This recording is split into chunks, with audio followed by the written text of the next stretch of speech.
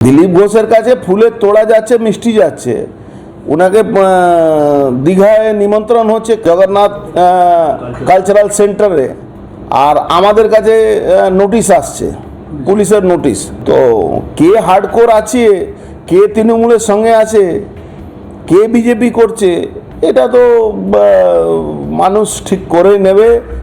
অর্জুন সিং এর কমেন্ট নিয়ে কি বলবেন? আগে তো ওনার বাড়িতে মিষ্টির প্যাকেট আসতো, আমার বাড়িতে ফুল এলো তো পেট ব্যথা হয়ে গেল।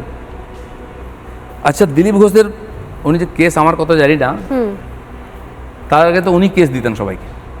বিজেপির যত কার্যকর্তা কেস খেয়েছে 4-5 বছর আগে ব্যারাকপুরে, সবকে অর্জুন সিং কেস দিয়েছে, আর পুলিশ কে বসবে কি কেস লিখবে উনি বলতেন।